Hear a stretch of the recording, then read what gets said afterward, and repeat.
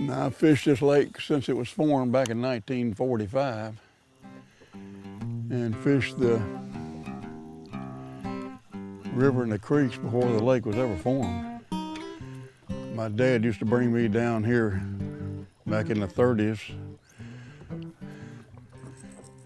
I would have been 10 years old back in 1937, so I pretty well know where a lot of these islands and a lot of the structure is. But this lake is, at one time, was the largest man-made lake in the world. It covered 256,000 acres and something like 2,300 miles of shoreline. So I was here before the lake was formed and can remember fishing the creeks and along the river. Now, my great-great-grandfather, he was a circuit riding magistrate around Stewart County before Houston County was formed. And in 1871, when Houston County was formed, he was elected the first chairman of the county court, which are now called county mayors. And he served in that capacity for 3 years, 3 terms. And the town of McKinnon is named after him. In 1888, he built a little country store and the post office was there. And they named the town after him. So that's how McKinnon got the name. George up there in the front seat ought to be catching something. He gets first shot at everything by being able to set up in the front. I did all the work in this track. Yeah. All y'all did is stand there and watch me. Yeah.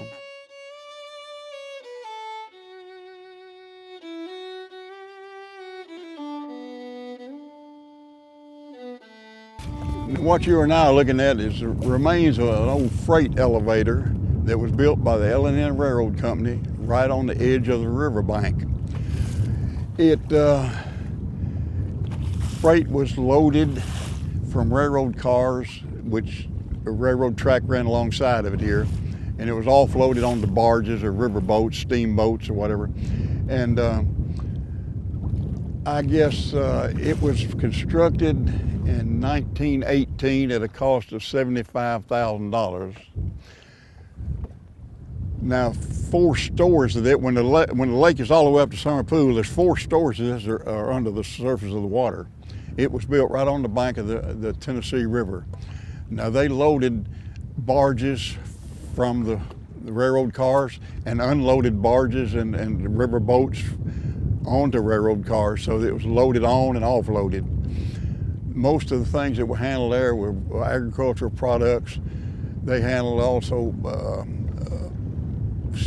barrel staves that were produced here because of the abundance of white oak. It was, of course, it was no longer in use after TVA acquired all this land for the reservoir.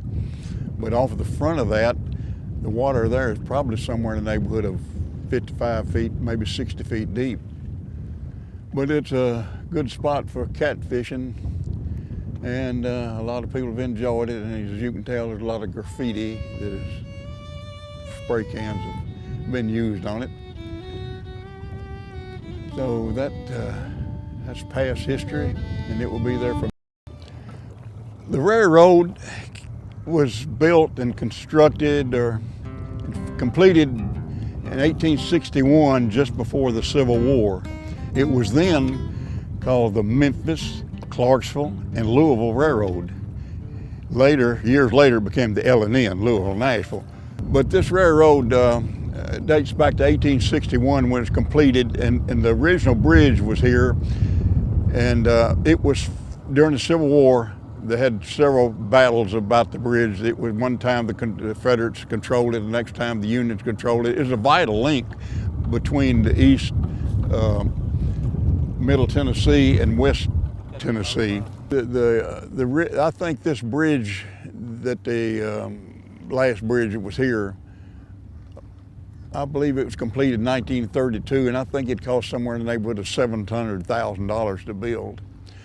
Well, when they dismantled the bridge, the piers that were left, these explosive experts that came in here to destroy these piers, they were to blow them out 30 feet below the surface. Well, they set all the explosives and had everything ready to go, and then went ploom, nothing happened. Because these piers were made out of concrete when they used river gravel. They didn't use limestone at that time. So they had to go back in and redo it all to demolish those piers. And but they were blown off 30 feet below the surface. And the rubble from those piers are still under the water, which is, I imagine, a good cover for a lot of big catfish. Toward the bluff over there. That's Graffin Reed Bluff. Now let me give you a little background on Jack Henson.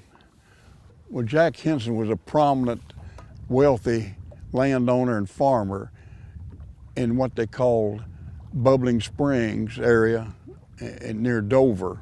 When the war started, he was, I'd say, independent. He was non-committal. He wasn't committed to the South or North. He was against secession. Well, back during the time, the Civil War, after Fort Donelson fell, well, the guerrillas and bushwhackers were real active in this area. So the patrols would come out of Fort Donelson, and a lot of them were attacked by these bushwhackers, and many of them were killed.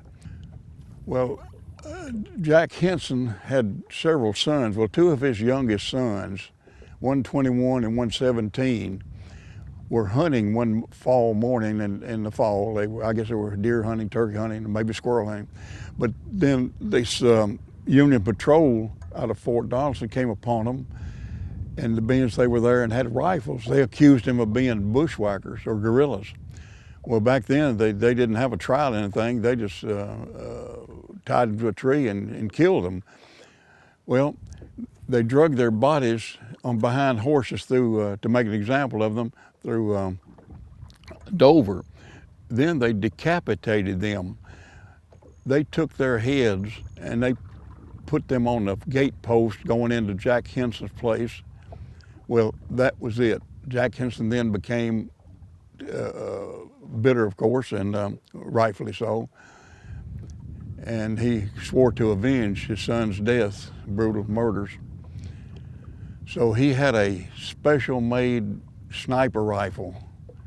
It was a gigantic gun, weighed 18 pounds, but it was accurate up to 500 yards. Well, on this bluff right up here, there was a cave about 20 some odd feet down below the crest of that bluff. And this is where he set up and hid in that cave. Well, right about where we are in here now is where the river channel ran. It was squeezed down because of an island called Towhead Island. Well, there was a chute that went but close to the riverbank over here. It was called Towhead Chute. Now, as these boats would come up the river and hit this chute where it was squeezed down, they could only travel just very slowly. And so he could pick his targets without any problem. Well, he would sit there, and as these boats would come by, he usually picked the officers.